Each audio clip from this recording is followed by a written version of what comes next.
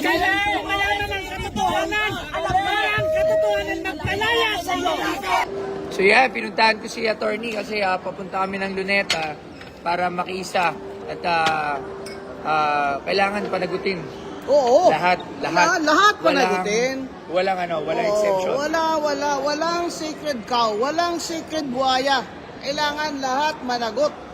At lalo na si Romualdez. Wag naman yung lagi na lang siya exempted, di ba? Kasi para naman siyang Lahat, kahit sino. Lahat, kahit sino. Sinabi nyo. Yun din yung pinunta ng mga kaibigan ko nandun eh. Kaya magkakasama kami ng mga tropang hip-hop. Nandun na sila. Kasi nga, gusto nila mapanagot lahat. Kumbaga, walang hindi sasama. Oo, kasi ito na yung pinaka-crucial na time para sa bansa natin. Na tayo mismo mga tao na bumuboto, nagbabayad ng tax, at may mga anak tayo at mga apo, ay tayo mismo ang nagde-demand sa ating gobyerno at mga ahensya ng gobyerno na kagaya ng DOJ, di ba? Ombudsman, na lahat dapat managot. Walang exempted. Hindi ko ba? Saka mapayapa naman yung rally sa peaceful rally and protest against corruption and everybody that's involved in the corruption. Correct. Hindi lang yung, kasi di ba, corruption lang, panagutin. Ito is everybody who's culprit dito is kailangan managot. So, lahat. Ito ang maganda ngayon. Kasi ang mga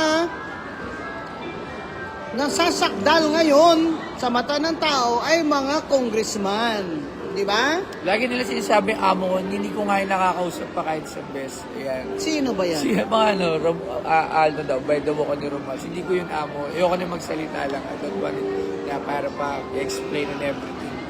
Di Diba? na. Kita nyo, nagtatago na nga si Romualdez. Alam naman niya eh. Alam naman nila kung may kasalanan sila. Hindi na yung, wag na tayong magpatumpik-tumpik pa. Lahat ng pagnanakaw, nasa flood control, infrastructure, pagnanakaw, insertion fund, fee ng mga congressman at kickback, lahat naman po yan. Hindi naman pwedeng nangyari yan na hindi alam ni Romualdez. Yan po talaga ang not logical na conclusion sa sinasabi ng mga kontraktor at taga DPWH na sumuka na nagbibigay sila ng up to 25% plus 5% sa insertion fee. At kung ang mga congressman po na pinangalanan ng mga kontraktor at mga DPWH ay magtatago, ibig po sabihin, guilty po sila. Yes. Kaya ituloy lang po natin ito, mga kababayan, ang ating protesta sa laban sa korupsyon sa araw-araw po. Sa araw-araw, sa Facebook nyo, sa mga comment nyo, sa pagtuturo nyo sa mga anak nyo. Kasi alam nyo, 3 taon pa, tuloy pa ang korupsyon, wala na pong maiiwan sa mga anak nyo.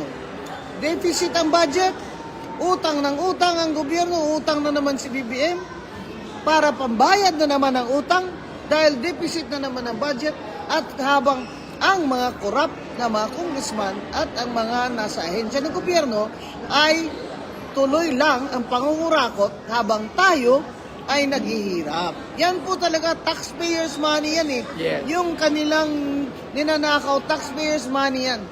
Pero anong ginawa Gusto ko lang nila? maklear 3 taon ha? 3 taon ha?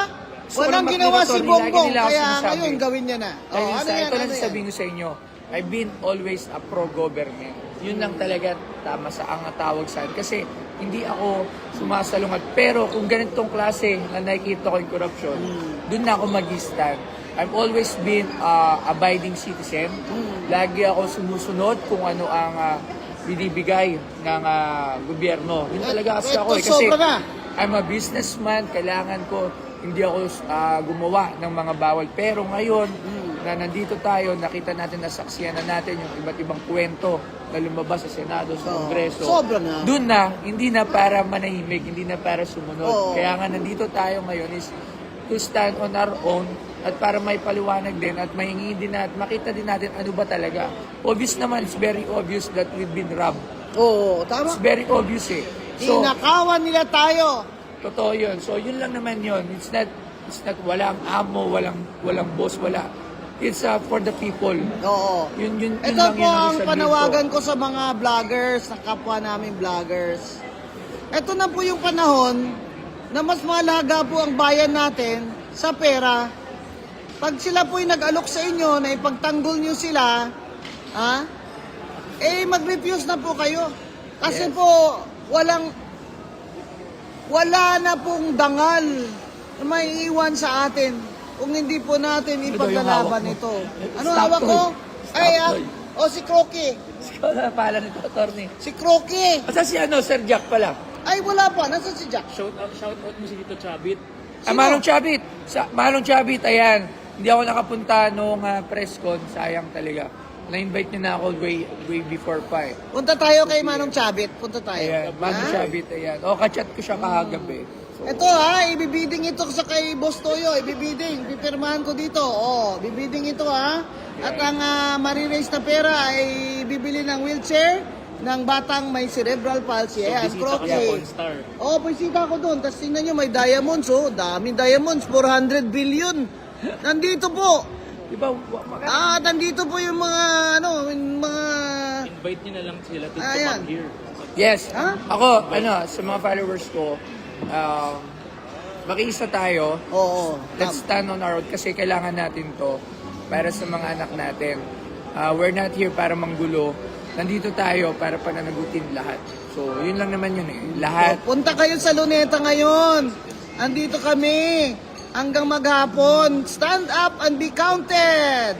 Be Magmamarch din counted. kami sa EDSA. After this, we're going to Tapos EDSA. galing dito, pupunta kami ng EDSA. Ano po?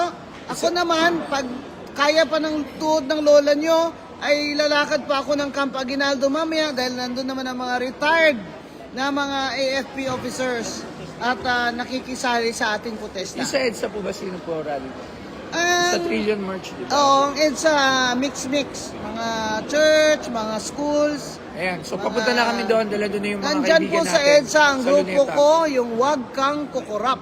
Yun po ay grupo ng mga economist sa Pilipinas. At Ano pa pangalan? Wag Kang Kukurap. Wag Kang Kukurap. Oo, yan. Yan po ang grupo ko mamaya. At nandyan din po siyempre yung mga EDSA 1. Yan. Mag-reunion po tayo dyan sa EDSA. Yung kaming mga lola nyo ay pupunta na dati nasa EDSA 1 ay pupunta po ngayon sa EDSA. Ayan. EDSA 3 na. Three na ba? Ano, yung hirap yung EDSA 2 eh. Diba? Oh. So, papunta na. Punta Punta na muna tayo tayo. doon. Alam din yung mga kasama namin ng hip-hop. Yun sila Omar Baliw, sila Superfly. Yun. Sila Inas, papunta So, kami doon. magmamarcha si Boss Toyo. Yes, tsaka oo. si Ma'am. Maglalakad tayo, magmamarch tayo papunta doon. Ito mga kaibigan ko dito sa naghihintay na maglakad ako, sasama sila. Okay. Ha? So, tara na. Okay. Let's go. Off the land. Dali mo na.